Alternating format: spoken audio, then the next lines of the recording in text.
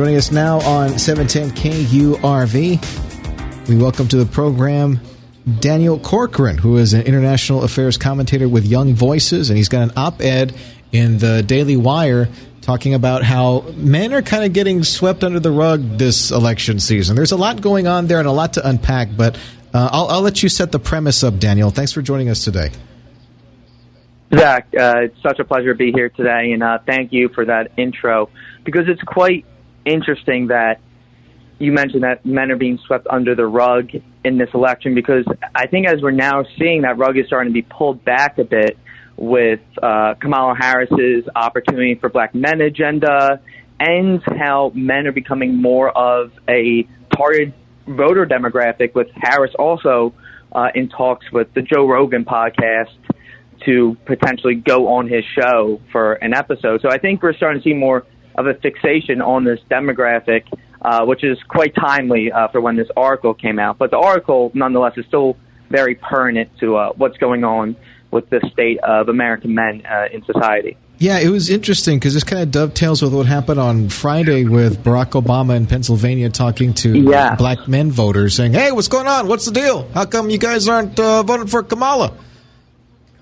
Yeah, precisely, and insinuating that they were sexist because they weren't voting for Kamala as well, which he received a lot of pushback from, someone I was listening to, Nina Turner, who's progressive, very much on the left, gave him a lot of pushback on those comments, because it's quite insulting to say that just because we may look the same from a racial standpoint that we have to now think the same, and more so than that, you have to think the same as me, which is quite alarming and quite, I would say, arrogant to say the least, and just unfortunate to hear. Now, it is not lost on me that we are three guys here talking about stuff that affects guys. It's not lost on me there. But in the grand scheme of things, the human experience, it's always been kind of difficult for men to kind of relay their experiences to women, and for women to relay their experiences to men.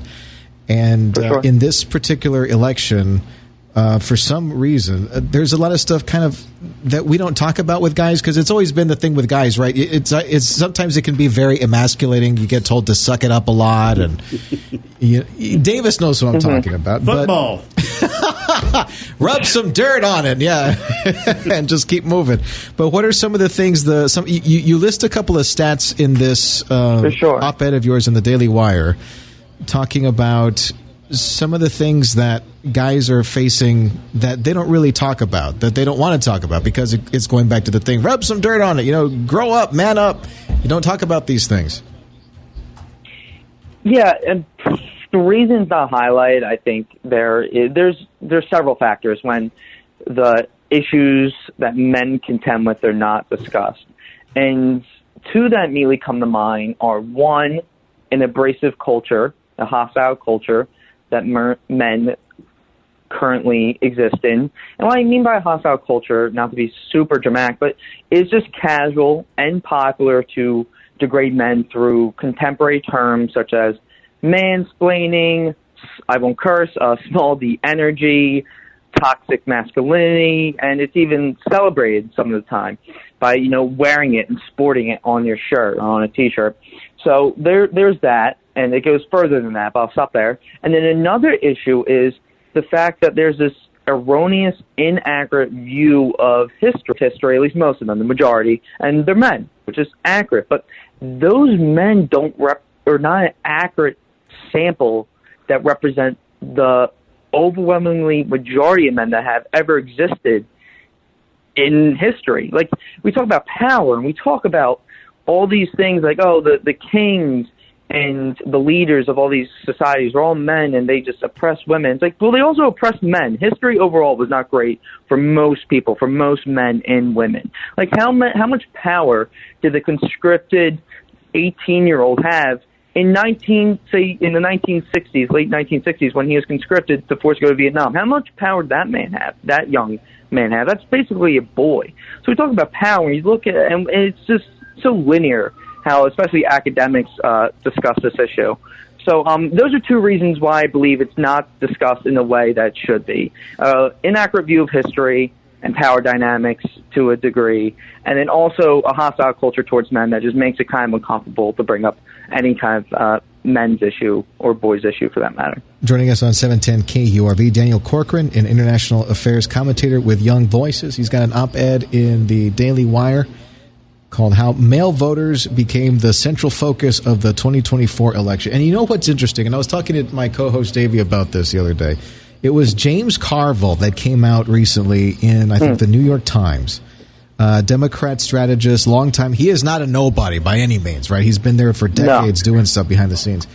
And he said that's like 48% of the vote that you're throwing away, the guys there. And there's this group of people that are kind of running things in the Democrat Party right now that have just cast that many people in their own party aside with a lot of this anti-male stuff. And again, I totally, it's not lost on me that we're three guys talking about this particular issue. Don't misunderstand. He's been talking about this for a while, though. I've seen enough of him to know he's got a thing about sort of, I would call them upper class, very well educated women who are tutting us. You're talking about James Carville. Yeah, Carville. Yeah, James Carville said that those guys that are running the Democrat Party, or whoever it is, they're saying, don't eat the meat, don't be a guy, don't all these things that you're doing, the toxic masculinity, all of these things are bad. Yeah. And it kind of, it's just this general blanket statement that kind of immediately just casts judgment on people, and it's a lot of projection.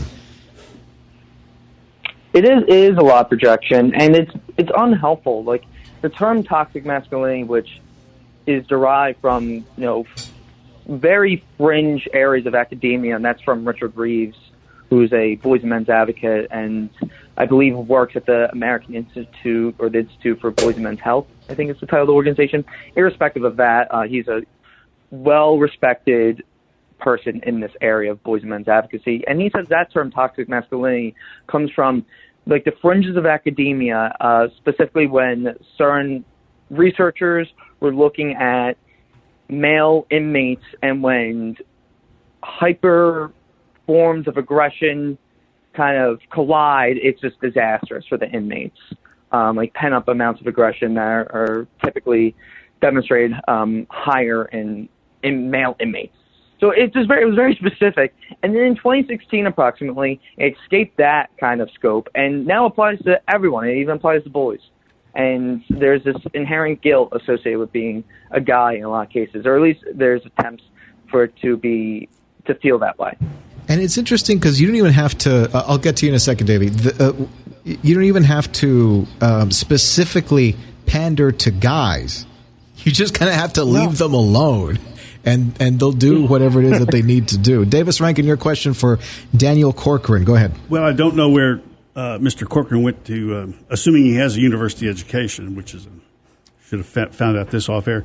The stuff you're talking about, my guess is, I would bet money anyway, was developed in academia, not some boys' club. I always wonder where the term Latinx came from. Latin with an X on the end. And that's because of concern over genderizing somebody. Because the O ending means male, the A ending means female. Well, to get around that, and I don't know why that's considered obnoxious, but so they go to Latinx. Survey research shows like 3% of Hispanics like that. But it's being jammed down our throat. But it affects the entire culture, is what I'm trying to say. That's well said. That's well said, and that's an excellent example of a disproportionate, like a small minority dictating the conversation for everyone. And then those guys go into work at news organizations or prestigious journals, or what are thought to be prestigious journals, newspapers, places that call up talk show hosts and want to get on the radio, that kind of thing.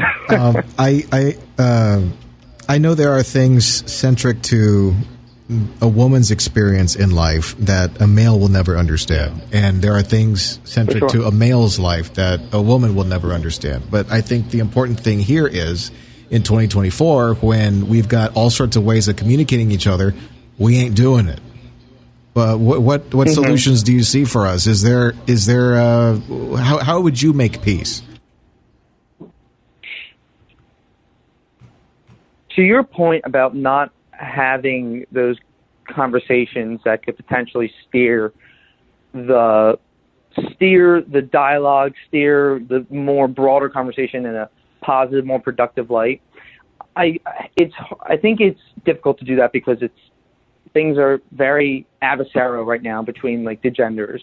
You see them obviously going in completely two different directions politically, which one correlating factor, and I would argue a causal factor as well, is a university education. More women are enrolling in higher ed institutions, colleges, and less men are. That's been happening for quite some time, and that's been like one kind of predicting factor of whether someone's going to be on the left or not. Just in terms of, and that's not bad if they are on the left either. It's just kind of what the stats bear out.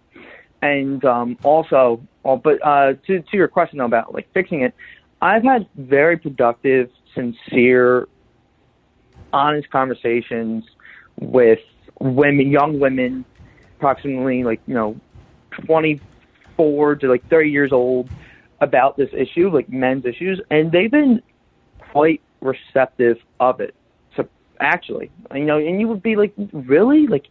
The young Gen Z women are receptive to talking about men's issues, and like in my experience, they very much are. And I've talked to people or women of all different backgrounds, and they're just open to it. They're open to hearing about it. Where I've heard certain resistance, actually, just generally, is sometimes maybe older women and maybe older guys who don't get it. And when I say older, just relative to Gen Z, like different generations. And I think there's a couple maybe reasons for that. For a while, to your original point, Zach, that this issue was never really talked about. But then two, so it's kind of confusing to never really contend with this issue for most of your life and then hear about it and you're like, oh wait, this is an issue that I'm supposed to feel or resonate with. But then two, on the women's side, I think unfortunately, as you said, women have plenty of issues that they contend with their own, and those older women have went through, I say older just relative to Gen Z, have went through a life where they did face discrimination in the workplace or in an organization or in their family or friend groups, whatever, and they're kind of jaded from it. Naturally so, I would be too. So I think it's there's less of a open-mindedness to it. There's no, we just kind of have to push women's issues because that's where we've been lacking for so long. And Daniel, that's probably unfortunately that's the spot that we kind of have to leave it at right now. We're totally out of time, but thanks a lot for joining us today. Hopefully we can pick this up at another time. Daniel Corcoran, international affairs commentator with Young Voices, and check out his article in the Daily Wire, the op-ed, How Male Voters Became the Central Focus of 2024. You're listening on News Talk 710 KURV.